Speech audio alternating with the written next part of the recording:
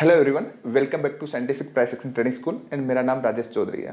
Success जो है वो ओवरनाइट कभी भी नहीं मिलती, उसके लिए बहुत मेहनत करनी पड़ती है। जैसे मैं आपको एग्जांपल देता हूँ, हमारे जितने भी स्टूडेंट्स हैं 9:15 बजे से लेकर के 3:30 बजे तक लाइव मार्केट में रहते हैं। मैं उनके साथ रहता हूँ, उनको सपोर्ट करता हूँ एंड सीखने के बाद आपको फिर वो अगेन रिपीट करते हैं। जो नए स्टूडेंट है उनकी हेल्प करते हैं, मीन्स हम एज ए फैमिली है, तब जाकर के ग्रोथ मिलती है। मार्केट में ट्रेड करने के लिए कोई स्ट्रेटेजी नहीं होती एंड कोल्ड टिप से किसी का भला नहीं हुआ। Over the period of time आपको प्रैक्टिस करनी पड़ेगी, मेहनत करनी पड़ेगी। एंड आप हमें क्यों ज्वाइन करें? मैं किसी को कभी भी ज्वाइन करने के लिए नहीं बोलता, मैं हमेशा ये बोलता हूं आप हमें इसलिए ज्वाइन करें कि आपको एज ए स्कूल की फीलिंग आएगी, आपको टाइम मिलेगा सीखने के लिए। ऐसा नहीं कि कोई स्ट्रेटेजी दे देंगे, प्योर प्राइस एक्शन सीखने को मिलेगा, एनालिसिस सीखने को मिलेगा। और आप over the period of time जब आप प्रैक्टिस करेंगे, मेहनत करेंगे, तो आपको सक्सेस मिलेगी। वीडियो के डिस्क्रिप्शन में नंबर दिया हुआ है, और आप सीरियस लर्नर हैं, मीन्स आप सीरियसली सीखना चाहते हैं स्टॉक मार्केट, तो आप आइए, उस नंबर पे आप कांटेक्ट कर सकते हैं। हर 2 महीने में हम एक बार बैच करते हैं, बार बार नहीं करते हैं, और लिमिटेड स्टूडेंट्स को लेते हैं। तो आप एज ए हार्ड वर्किंग है और आपको टाइम आपके पास है कि आप टाइम देना चाहें, शॉर्टकट नहीं चाहते, तो आप आइए। आप डेफिनेटली यहाँ से अच्छी एजुकेशन लेंगे, अच्छा प्राइस एक्शन सीखेंगे विदाउट एनी इंडिकेटर्स। इंडिकेटर से कभी कुछ नहीं होता। चलिए हम वीडियो शुरू करते हैं। ओके, जैसे आपने ये स्टॉक का पूछा, कोई भी इक्विटी स्टॉक जब भी आप देखते हो तो उसकी इंफॉर्मेशन लेनी है आपको। मीन्स वो कंपनी क्या करती है, क्या उसके फाइनेंशियल, तो सारा ये ट्रेडिंग व्यू में पता चल जाता है और आप अच्छे से उसको रीड कर सकते हो। आप वॉच लिस्ट में जाएंगे तो यहाँ नीचे दिख रहा है इसके बारे में, इसको थोड़ा सा क्या पूरा ऐसे ऊपर कर दीजिए।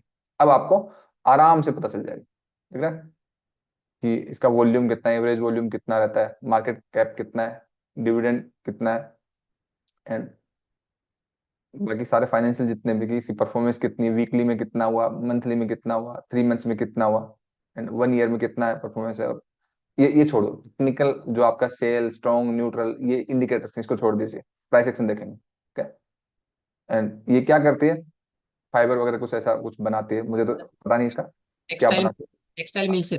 हाँ, जो भी है, कि कहाँ इसका हेडक्वार्टर है, क्या है, ये सारी इन्फॉर्मेशन किसी भी कंपनी के बारे में ऐसा लेना चाहो तो आपको कहीं इधर उधर भागने की जरूरत नहीं है। आपको आराम से यहीं पे किसी भी कंपनी की इन्फॉर्मेशन लेने चाहो तो आराम से मिल जाती है। ट्रेडिंग व्यू पे जाएंगे एंड आपका स्टॉक्स में अगर जाएंगे तो वॉच लिस्ट के इधर ऊपर नीचे इसको कर सकते हो, यहीं से आपको दिख जाएगा, पूरी इंफॉर्मेशन आपको पता चल जाएगी। ठीक है, अब बात जो हम करते हैं, कि आपने पूछा कि क्या सवाल था आपका? मेरे को सर इसमें इसका प्राइस एक्शन समझ में नहीं आया, थोड़ा प्राइस कॉम्प्लिकेटेड। सेक्शन नहीं समझ में आया आपको? ये इश्यू हो रहा है कि इसमें बहुत ज्यादा विक विक दिख रहे हैं, है ना? जी सर, विक जो मैं टेस्टेड एंड टेस्टेड को नहीं समझ पा रहा। ठीक है, जिस भी स्क्रिप्ट में विक ऐसी दिखे उसको डे ट्रेडिंग मत करिए। क्या मत करिए? डे ट्रेडिंग मत करिए, क्योंकि उस लिक्विडिटी कम जिस स्क्रिप्ट में होती है उसमें ये विक के बाद बॉडी जो क्लोज होती है वो डिफरेंट डायरेक्शन में क्लोज होती है एंड ऑलमोस्ट आधी तो खत्म ही हो जाती है।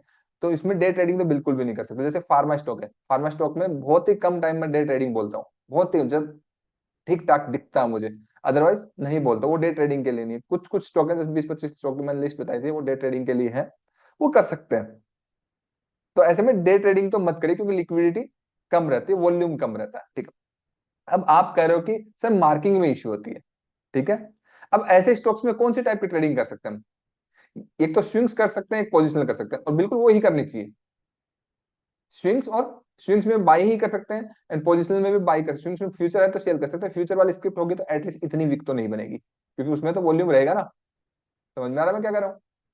वो ये वाला चार्ट जो इसमें 1 आवर में दिख रहा है ना, ये वाला चार्ट फिन निफ्टी में 1 मिनट में दिखेगा ऐसा चार्ट, या फिर किसी और स्क्रिप्ट में जिसमें वॉल्यूम नहीं होगा उसमें 1 मिनट में दिखेगा। तो ये फर्क है। क्लियर है ये वाली बात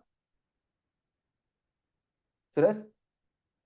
हाँ ये सर, वाला? बिल्कुल बिल्कुल सर, बिल्कुल बिल्कुल क्लियर है सर। ओके, तो ऐसी स्क्रिप्ट में क्या करोगे आप? ऐसी स्क्रिप्ट में हायर टाइम फ्रेम के अकॉर्डिंग ट्रेड करना है। जैसे आपने देखा कि इसको, आपको पोजिशनल सपोज करें, पोजिशनल ट्रेड करना है, तो आप पूरा 12 मंथ्स में देखिए, 12 मंथ्स में क्या कर रहा है, टॉप पे है। क्या टॉप पे है? तो आपको बिल्कुल भी इसमें पोजिशनल ट्रेडिंग नहीं करनी चाहिए। पोजिशन ट्रेडिंग तो आपको कब करनी चाहिए? जब आपका प्राइस बिल्कुल T1 पे हो, बिल्कुल T1 पे हो, आपका प्राइस बॉटम पे हो डिमांड जोन में, या फिर आपका ब्रेक आउट एंड रिटेस्ट, या फिर T3। बेसिकली T1 से लेकर T3 पे पोजिशनल ट्रेडिंग होती है, जो आपको इन डिटेल जो मार्केट सेक्शन की जोन्स मैंने आपको पढ़ाए थे उसी के अकॉर्डिंग पोजिशनल ट्रेडिंग होती है। तो प्राइस एक प्रॉफिट बुकिंग जोन में, एंड अगर आप देखोगे तो 4 साल से रिजेक्शन आ रहा है, आ रहा है। हाँ, इस जोन में अगर प्राइस आ जाए तो हम ले लें, ठीक बात है। ठीक है 12 सर। मंथ्स के अकॉर्डिंग तो अगर 2-4 साल के लिए स्टॉक को लिया जाए तो अवॉइड ही करना। प्राइस देखो, एजुकेशन तो यही करिए ना, और एजुकेशन के अकॉर्डिंग अगर हम करेंगे तो एंड ऑफ द डे चीजें मैक्सिमम टाइम हमारे फेवर में जाएंगी। एक दो बार तुक्का लग गया वो अलग बात है कि, तो वो उससे तो पूरी लाइफ चलने वाली नहीं है तुक्के से, तो चलने वाली लाइफ है तो वो तो स्किल्स एंड नॉलेज से चलने वाली है। ये क्लियर है? बिल्कुल सर। 6 मंथ में देखेंगे तो 6 मंथ में बिल्कुल टॉप पे एंड रिजेक्शन है टॉप पे।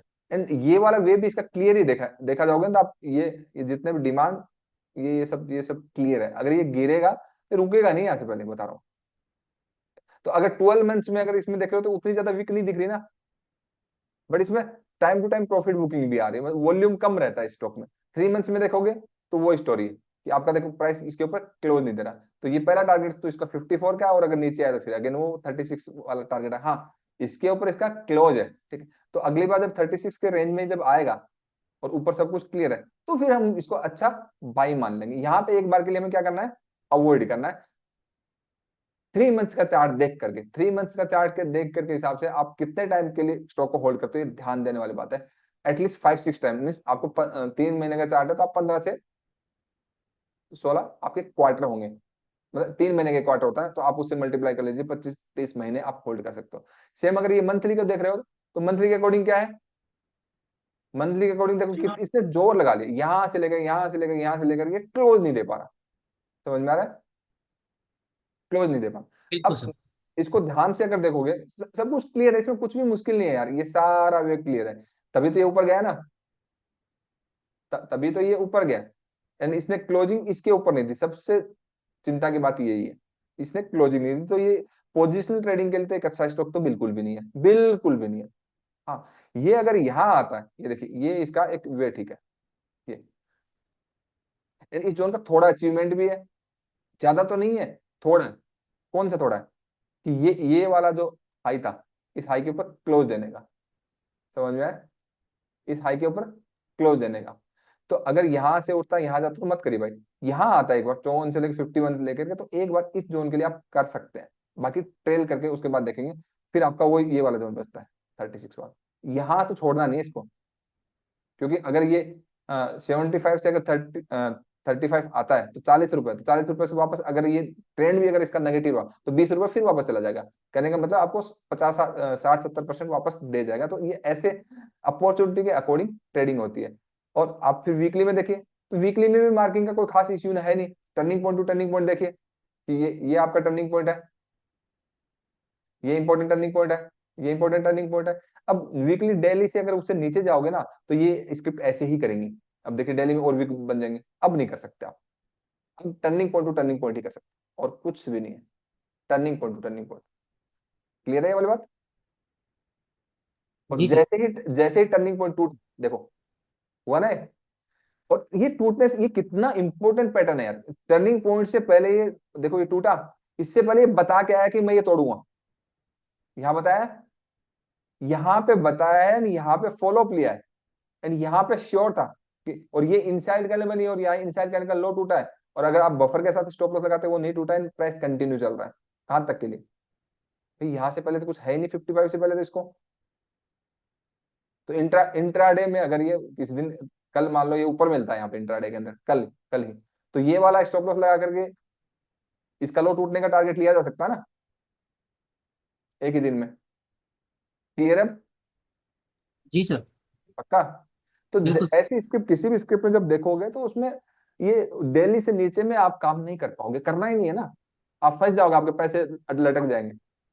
सर मैंने इसको यहाँ से उठाया था एक बार, तो यहाँ पे बुकिंग भी किया।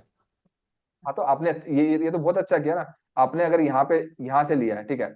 अब यहाँ पे डिमांड देखो, मार्केट के अंदर हर चीज ना फेयर नहीं होती, वो स्क्रिप्ट के नेचर पे डिपेंड करता है कि आपको फेयर दिखेगा चार्ट पे या नहीं दिखेगा। आपको अपनी स्किल से उसको फेयर बनाना है, यही आर्ट है। अगर ये आ गया आपको तो पैसा बनेगा। तो अगर आप देखोगे यहाँ के ऊपर देखो कितनी ब्यूटीफुल क्लोजिंग है ना।